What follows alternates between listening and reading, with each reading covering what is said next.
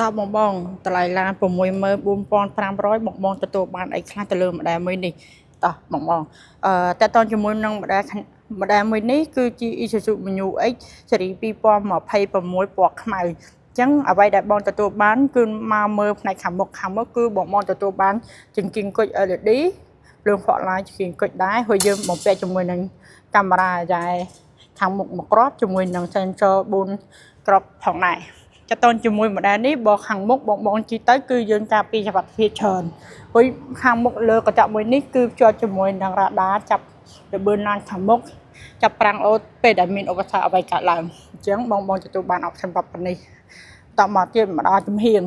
តម្លៃ64500បងទទួលបានយ៉ាងកង់ទំហំ20អ៊ីងយ៉ាងកង់នេះគឺ design មកគឺមានភាពប្រណិតពេលបងជិះទៅលើដងវិថីគឺ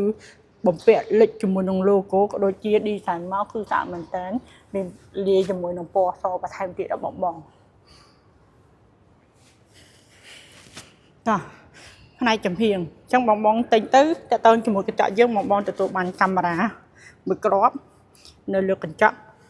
ប៉ុណ្ណឹងបំពាក់ជាមួយនឹងប្លានស្ពតនៅពេលដែលបងជិះទៅមានផ្ដល់ចម្ងាយមានឡានម៉ូតូវ៉ាចេញអីវាក៏ជាប្រព័ន្ធសុវត្ថិភាពមួយដែរមកដល់ខាងក្រោយ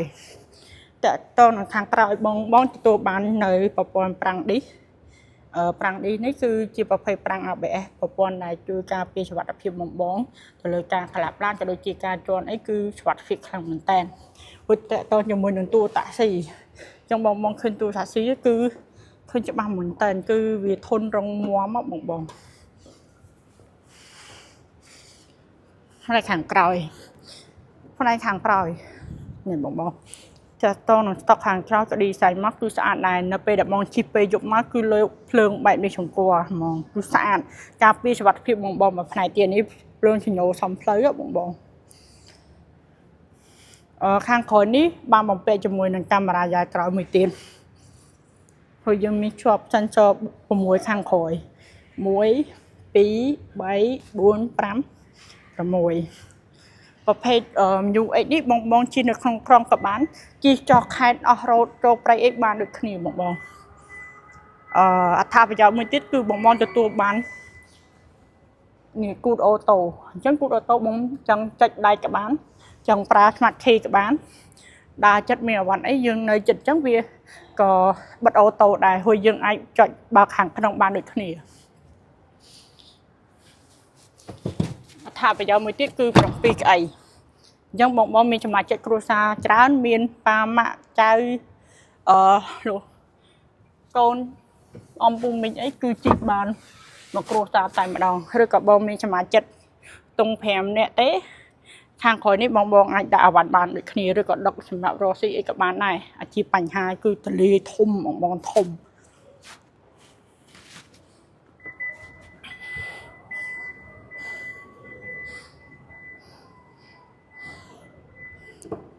ចឹងតម្លៃ64500ទៅមើលខាងក្នុងទៀតទទួលបានអីទៀតនេះបងខាងក្នុងឌីហ្សាញមកគឺស្បែកទាំងអស់លើឌីហ្សាញមកយើងមានឆ្នេររំលេចហ្មងដេកដោយដៃបងមានក្រមេឡូយមែនតែនខ្មៅលាយជាមួយនឹងតុកប្រាក់ប្រដេញហ្មងបងនេះតុកដូចរៀងមាសមើលទៅតាក់សំខ្លាំងមែនតើបងស្បែកចឹងបងស្បែកបងគិតទៅយើងដាក់ម៉ាស៊ីនជែក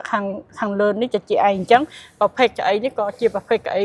2 ម៉ែត្រដែរអញ្ចឹងបងអង្គុយទៅអត់ក្តៅអត់អស់ស្អាប់ទេនេះបងឃើញប្រឡាហត់អង្គុយទៅអត់ស្អាប់ទេពេលត្រូវជែកកៅនេះជែកហើយមិនមែនកៅអីក្តៅជែកទេប៉ុន្តែពេលដែលត្រូវម៉ាស៊ីនជែកគឺជែកដូចគ្នាមកអត់ក្តៅ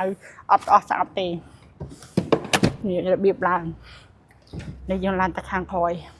នេះទាញក្បាលខាងក្រោយច្បាស់លើកចេះបានដែរនេះបងខាងក្រោយនេះលើកកលើកអីបានដូចគ្នាទទួលបានកៅស្បែក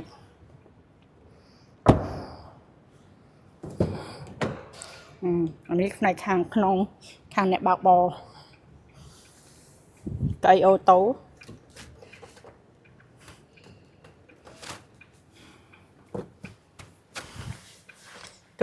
ទទួលបានចង្កូអេឡិចត្រូនិក ទទួលបានប្រព័ន្ធចាត់ល្បឿនឡើងខាងមុខចាត់ល្បឿនអីនៅលើនឹង True Control ទៅលើនឹងដែរបងទទួលបានកាមេរ៉ា360លើកខទូរស័ព្ទ Voice True Control អីនៅនឹងទាំងអស់ទទួលបានកន្លែងដាក់ទឹកអានេះកន្លែងបើកម៉ាស៊ីនជែកខាងក្រោយនេះកន្លែងបើកពូតនេះកន្លែងបិទពូត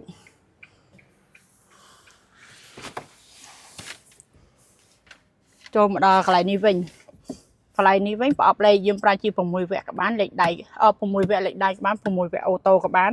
ប្រព័ន្ធជំនួយចោះចំណាយប្រព័ន្ធការពារល្អកន្លាប់បងនេះប្រព័ន្ធនេះយើងបិទចលែង sensor ចង់បិទក៏បានបើកក៏បានដែរ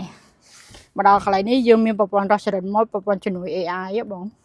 ក្នុងការបើកលើផ្លូវដែលបងមកជិះជាក់ស្ដែងប្រើប្រាំងដៃអេឡិចត្រូនិកប្រើអូតូហូកាប៉ាតាសយើងមាន3តង់មាន 2H 2H និង 4L យើងប្រើក្នុងកាប៉ាតាសនេះយើងប្រើប្រព័ន្ធ Rosalind Mode ជំនួយទៀតនេះយើងមានបំពាក់ជាមួយនឹងម៉ាស៊ីនជែក Digital ហួយបាញ់ចែកដកស៊ូណាបងខាងខ្ញុំជែកផ្សេងខាងផាជីចុតជែកផ្សេងក៏បានដែរអេក្រង់កំសាន្តបងចង់ Apple CarPlay Android Auto ហួយយើងអាចមើល Google Maps អីនៅលើនឹងផ្ទាល់តែម្ដងហួយយើងប្រើជាប្រភេទ Smart Key ហើយ Smart Key របស់យើងហ្នឹងគឺមានមុខងារច្រើនបងបច្ចេកពីចម្ងាយក៏បាន lock an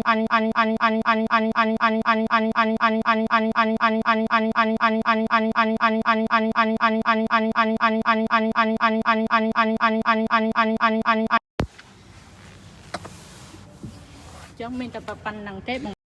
trong bằng một lúc các bạn trong tin lời shot các bạn này nên miền option môi trường nó chụp phía tràn tiệt bọn trong đồ tru phần nắng á bọn chào bạn anh chơi mà mưa làm tốt te bảo bỏ to bàn